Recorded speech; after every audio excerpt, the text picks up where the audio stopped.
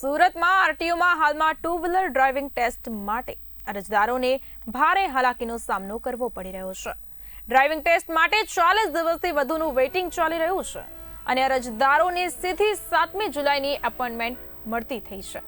રોજના માત્ર 275 ટેસ્ટ લેવાતા હોવાથી હજારો લોકો લાંબા સમયથી એપોઇન્ટમેન્ટની રાહ જોઈ રહ્યા છે।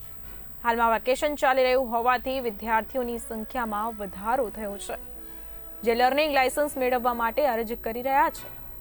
સાથે જ ઘણી વખત આરટીઓની વેબસાઇટ અથવા કોમ્પ્યુટર ટેસ્ટ માટેની એપ બંધ થઈ જતી હોય છે, જેના કારણે અરજદારો અને આરટીઓના સ્ટાફ બંનેને મુશ્કેલીનો સામનો કરવો પડે છે।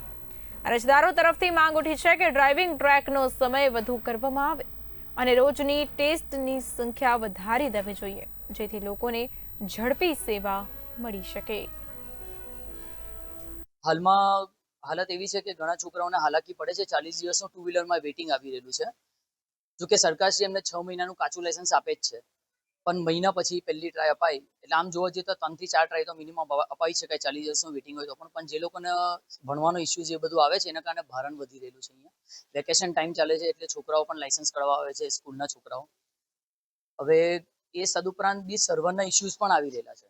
સર્વરના ઇસ્યુ માટે વારંવાર આરટીઓસી સાહેબ દ્વારા રેગ્યુલર ઈમેલ એનઆઈસીમાં ને બધે સીઓટીમાં કરવામાં આવે છે, પણ સર્વરના ઇસ્યુઝને કારણે આ લોકો પણ મજબૂર થઈ જાય છે, કારણ કે કામનું ભારણ પણ વધી રહેલું છે અને જેટલું લેટ થશે એટલું કામનું ભારણ આ લોકોનું વધશે ઇન્સ્પેક્ટરોનું।